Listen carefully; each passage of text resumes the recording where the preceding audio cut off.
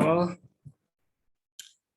Tuhan Yesus, kami malam ini datang pada firman-Mu.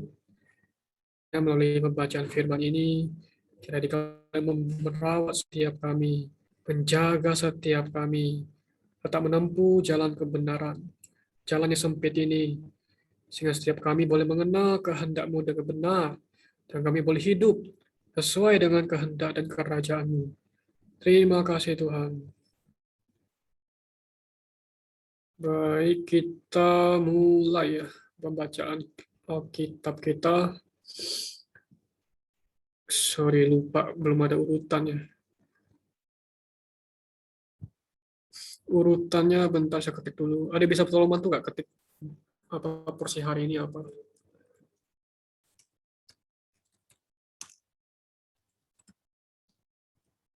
Bentar.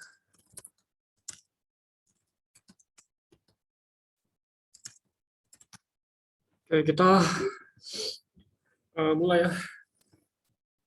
Kita mulai dari bentar, garis besar dulu ya. Kemarin kan kita sudah bahas surat 1 Yohanes ya. Kebaikan kan bicara mengenai persekutuan hayat ilahi. Nah, itu kan terdiri dari apa? Hayat ilahi, urapan ilahi, dan kelahiran ilahi. Nah, kelahiran ilahi inilah yang memampukan kita mempraktekkan yang ketiga hal ini gitu. Nah, kemudian kita memasuki surat 2 Yohanes. Nah, di sini lebih ke apa ya? Mengenai bidah ya. Karena di zaman itu sudah mulai ada masuknya kaum modernis, bidah, kaum gnostik, ya ajaran sesat. Ya, maka dasar dari beban Yohanes menulis ini adalah untuk menangkal bidah itu. Maka di sini kita bisa melihat kita perlu mengasihi dengan sungguh-sungguh bagi kebenaran, kasih karunia, rahmat, dan damai sejahtera dalam kebenaran dan kasih. Kemudian di ayat selanjutnya, di poin berikutnya bicara mengenai hidup dalam kebenaran dan kasih, tidak berbagian dalam bidah. Nah, jadi ini sebenarnya cuma satu pasal ya. Jadi kita masuk ke poin satu, poin poin dua, dan poin ketiga yang bagian A. Inilah apa yang kita baca hari ini. Terus karena kita baru masuk kitab 2 Yohanes ya, mari kita sama-sama baca pokok dari kitab Yohanes ya. Mari kita buka kita, satu, dua, tiga. Larangan mengambil bagian dalam bidah. Kalau kita lihat, kapan sih surat ini ditulis? Referensinya di sini, sekitar 90 sampai 95 Masehi. Jadi Rasul Yohanes itu adalah yang terakhir ya dari murid-murid Tuhan Yesus ya. Kalau kita tahu ministrinya, pelayanan Yohanes itu apa sih? Kalau kita baca ketika Tuhan bertemu dengan Yohanes, Yohanes bekerja sebagai apa? Dia bekerja sebagai penjala ikan. Karena dia adalah penjala ikan, maka di di tahun 90 Masehi, 90 Masehi, ya itu di bagian terakhir itu ya sudah mulai masuk ajaran-ajaran yang sesat ya, yang tidak sesuai dengan ajaran para rasul. Jadi jala itu sudah mulai ada lubang-lubangnya. Gereja sudah mulai merosot. Maksudnya banyak ajaran-ajaran bidah mulai masuk. Makanya dasar dari Yohanes menulis surat ini adalah untuk menambal jala yang sudah ada ya. Ya karena pelayanan ada pelayanan menambal apa yang sudah bocor. Dan sini adalah ditulis untuk menangkal, untuk melarang kita mengambil bagian dalam bidah. Karena pada zaman itu sudah muncul ya. Ya hari ini juga masih berkembang ya, masih terus terus bermunculan ya yang baru. Bahkan ada yang mengatakan, oh Tuhan Yesus itu wanita segala macam. Banyak sekali ajaran bidah. Karena itu kita perlu hati-hati ya. Kita perlu benar-benar mengenal namanya kebenaran. Oke, kita mulai baca ya. Urutannya sesuai yang ada di chat. Orangnya berkurang. Oke, masih sama ya. Mari kita baca poin 1. 1, 2, 3. Pendahuluan. Pendahuluan. Mengasihi dengan sungguh-sungguh bagi Mengasihi dengan kebenaran. sungguh-sungguh bagi kebenaran. 1. Dari penatua kepada ibu yang terpilih dan anak-anaknya yang wasihi dalam kebenaran, bukan aku saja yang mengasihi kamu, tapi juga semua orang yang telah mengenal kebenaran.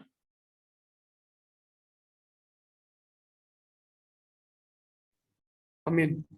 Oleh karena kebenaran yang tetap di dalam kita dan akan menyertai kita sampai selama-lamanya. Kasih Oke, karunia, kasih karunia, rahmat, dan damai sejahtera dalam kebenaran dan kasih.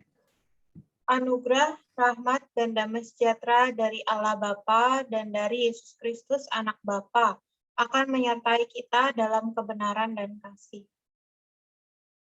Hidup dalam kebenaran. Dua, hidup dalam kebenaran dan kasih. Dalam kebenaran. 4. Aku sangat bersukacita karena mendapati bahwa sebagian dari anak-anakmu hidup dalam kebenaran sesuai dengan perintah yang telah kita terima dari Bapa. B dalam kasih. Dan sekarang aku minta kepadamu, Ibu, bukan seolah-olah aku menuliskan perintah baru bagimu, tetapi menurut perintah yang sudah ada pada kita sejak semula, supaya kita saling mengasihi. Ayat 6, inilah kasih itu, yaitu kita harus hidup menurut perintahnya. Dan inilah perintah itu, yaitu kamu harus hidup di dalam kasih sebagaimana telah kamu dengar sejak semula. 3. Tidak berbagian dalam bidah. Penyesat. Sebab banyak penyesat telah muncul dan pergi ke seluruh dunia yang tidak mengaku bahwa Yesus Kristus telah datang sebagai manusia. Itulah si penyesat dan antikristus.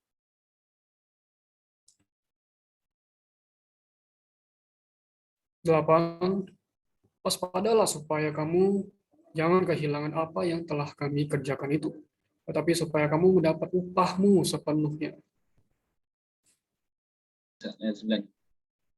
Setiap orang yang tidak tinggal di dalam ajaran Kristus tetapi melangkah keluar dari situ tidak memiliki Allah. Siapa yang tinggal di dalam ajaran itu, ia memiliki Bapa maupun Anak. Amin. Kita selesai sampai di sini. Dari 9 ayat ini, adakah yang mau sharing? Ini kayaknya waktunya sudah mepet ya.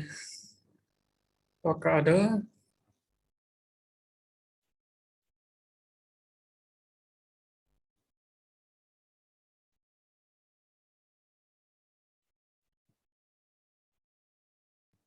Oke, saya bantu sedikit ya. Jadi, teman-teman sekalian, kita lihat bahwa kitab 2 Yohanes ini hanya satu pasal ya. Jadi kita lihat juga dari ayatnya aja sebenarnya cuma sampai 13 ya. Jadi ini adalah kitab lanjutan daripada kitab 1 Yohanes. Yang saya lihat di sini adalah bagaimana dikatakan di ayat yang ketiga, anugerah, rahmat, dan damai sejahtera dari Allah Bapa dan dari Yesus Kristus Anak Bapa akan menyertai kita dalam kebenaran dan kasih. Oke, sekarang kita tahu bahwa seringkali kita dengar, Tuhan Yesus menyertaimu ya, Tuhan Yesus menyertai setiap perbuatanmu ya. Nah, tapi sebenarnya menyertainya ini di dalam apa? Dalam kebenaran dan kasih. Ya. Jadi teman-teman sekalian, kalau kita lihat bahwa situasi ini ya yang terjadi di dalam kitab 2 Yohanes ya sebenarnya adalah bagaimana di Efesus ya memang tempat ini ya adalah tempat yang banyak menjadi kota ya, kota maksudnya menjadi kota di mana Yohanes menjadi penatua. Penatua berarti apa? Dia menilik ya. Nah, namun dia di sini menyadari bahwa anugerah, rahmat, damai sejahtera ini bisa diperoleh. Namun dengan apa caranya? Ya sekali lagi bukan dengan pikiran sendiri ya, tapi yaitu apa? Di dalam kebenaran. Nah, kebenaran ini apa sih?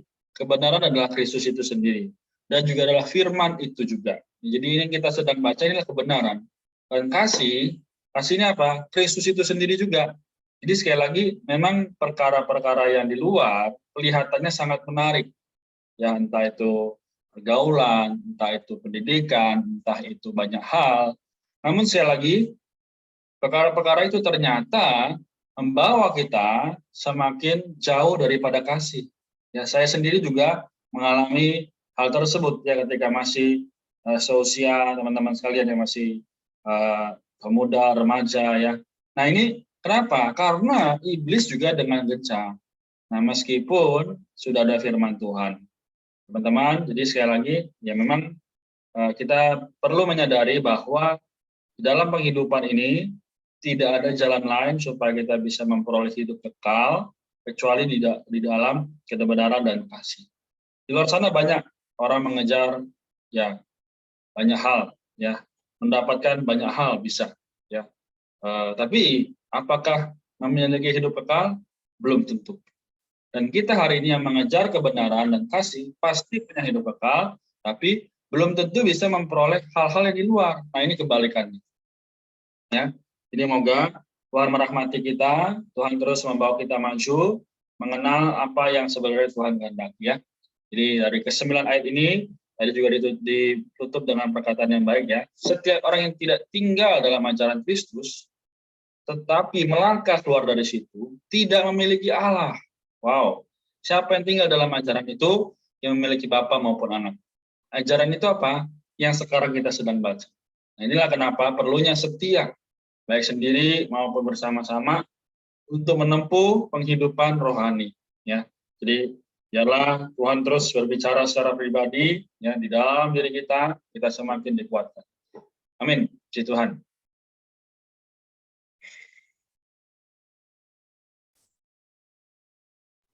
Amin, thank you Kak Renat. Apakah ada lagi yang mau sharing?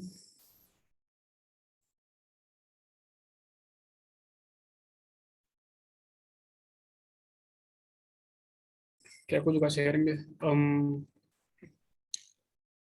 Benar ya tadi kata, Aku di ayat 8. oh ya, ayat 8. Oke, ayat 8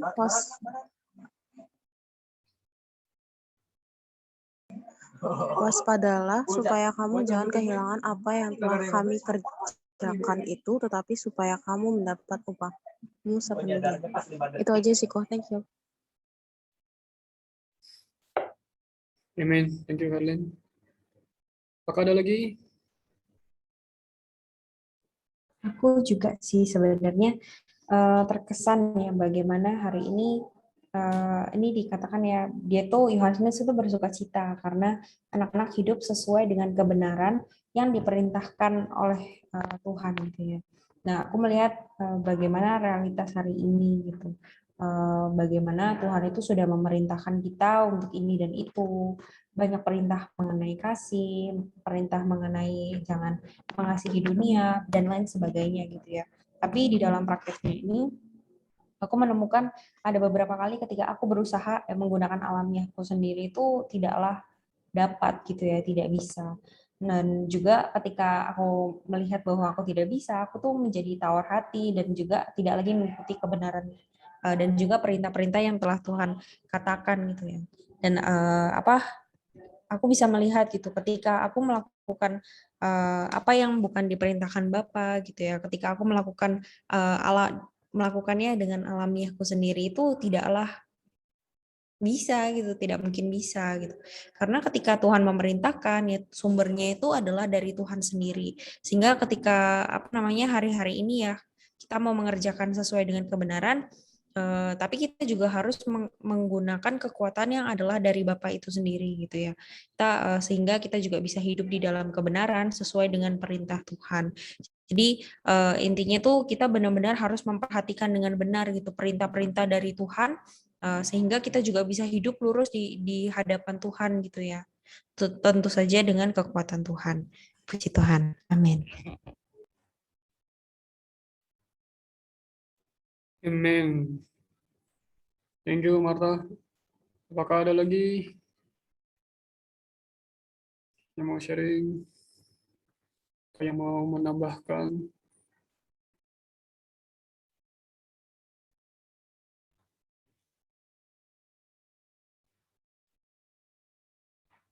Oke, kelihatannya sudah nggak ada ya. Oke, baik, kita coba bahas ya. Jadi apa yang kita baca hari ini sebenarnya ada dua hal ya, yang harus kita pegang ya, yaitu di sisi positif kita perlu em, apa namanya, kebenaran dan kasih. Kemudian di sisi negatif ya, kita perlu apa namanya, waspada ya terhadap yang namanya bidah ya, penyesatan. Jadi itu dua hal yang perlu kita lakukan. Yang mengenai yang pertama yaitu kebenaran dan kasih, itu apa sih kan? Kalau kita baca sini kan kebenaran itu adalah persona ya, mengenai persona Kristus. Persona Kristus yang bagaimana? Dia itu adalah Allah, dia itu pun juga adalah manusia. Tetapi kalau kita baca yang di bagian 3, yang terjadi adalah ada orang itu nggak mengaku bahwa Yesus Kristus telah datang sebagai manusia. Itulah si penyesat dan antikristus. Nah, jadi apa namanya, itu telah menyimpang dari yang namanya kebenaran. Mereka nggak mengaku bahwa Allah telah berinkarnasi menjadi manusia. Ya, jadi mereka tidak mengakui kemanusiawiannya, keinsaniannya Kristus. Terus sebenarnya kalau nggak mengakui keinsanian Kristus juga sama saja tidak mengakui status kealahan Kristus. Karena dia tidak mengakui Allah datang sebagai manusia, dan dia itu otomatis tidak mengakui bahwa Kristus itu terkandung dari Roh Kudus.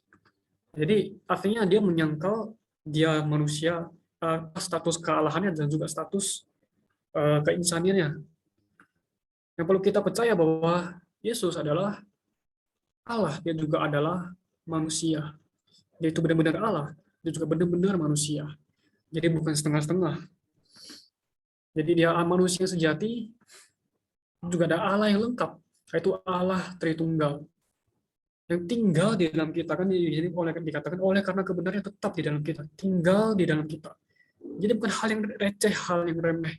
Allah Tritunggal, Allah yang lengkap, tinggal di dalam kita, dan akan menyertai kita sampai sampai selama-lamanya. Dan akhirnya kita akan mendapatkan anugerah, rahmat, dan damai sejahtera. Itu akan menyertai kita dalam kasih dan dalam kebenaran dan kasih. Nah, jadi kita perlu seimbang ya. Jadi nggak cuma tahu kebenaran, kita juga perlu mengasihi. Kebenaran itu memang membuat kita jadi dingin, tetapi kasih itu membuat kita jadi panas.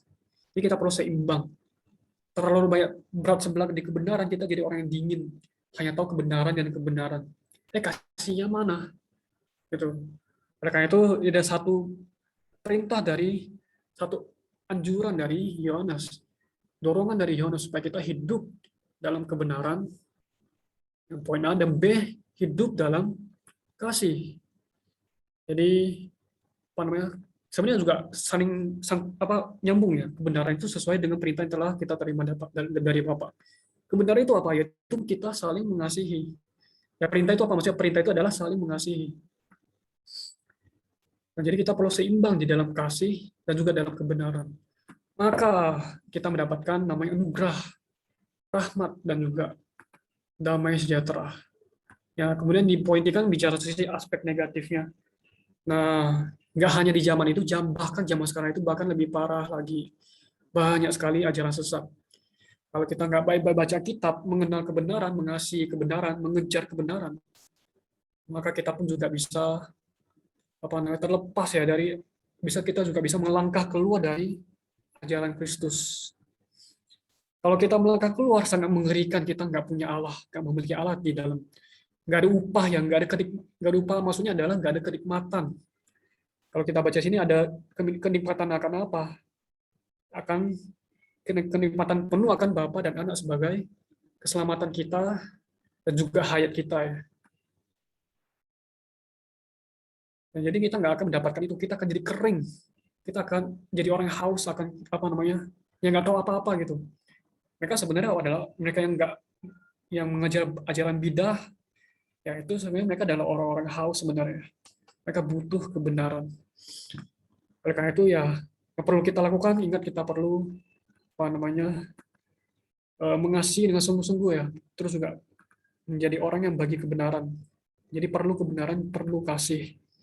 Kemudian kita juga nggak berbagian dalam bidah. Cara bagaimana? Kita perlu mengenal kebenaran. Kita perlu mengasihi. Kita perlu tetap tinggal dalam eh, ajaran Kristus. Kalau kita tinggal dalam ajaran Kristus, maka kita memiliki Bapa maupun anak. Nah, kalau ajaran Kristus kan itu mengenai sudah jelas ya tentang kealahannya dan juga tentang keinsaniannya. Jadi kalau kita tetap tinggal dalam ajaran yang tepat, maka kita akan memiliki Bapa maupun kita akan memiliki anak. Memiliki Bapa sebagai hayat ya, dan juga keselamatan kita. Bapa dan anak sebagai hayat dan keselamatan kita. Satu paket itu ya. Oke, kita sampai di sini. Apakah ada yang lagi yang mau menambahkan?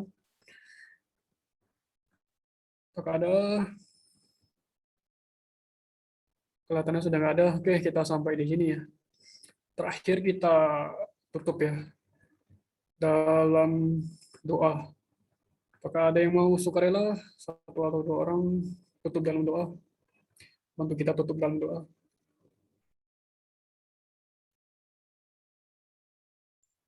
Oke, mari kita berdoa ya, teman-teman sekalian. Biar Tuhan terus merahmati kita dalam kondisi apapun. Tuhan Yesus, Tuhan kami yang kami kasihi, kami sungguh mengucap syukur atas firman yang telah kami baca dan dengar sehari demi sehari di Kau rawat dan jaga kami Tuhan. Malam hari ini kami kembali bersyukur bahwa firman-Mu adalah terang. Oh, jugalah kami, ada Axel, ada Marta, ada Herlin, ada Evi, ada Maria juga jadi ikut Tuhan, dan teman-teman lain yang belum bisa bergabung. Dan sertailah penghidupan kami, bagaimana kami hidup sesuai dengan firman-Mu. Jagalah juga teman-teman yang tidak bisa hadir, bagaimana keluarga mereka, kesibukan mereka semua, Tuhan yang jaga. Tuhan, di dalam nama-Mu, berkatilah kami di Kefas ini, bersama-sama kami boleh berkelompok, bagaimana firman, juga ada kami studi bersama, mengenai firman-Mu, semakin dikuatkan, semakin diteguhkan. Terima kasih Tuhan Yesus, jagalah kami semua, mengasihi-Mu, karena Dikau terlebih dulu mengasihi kami. Haleluya, amin.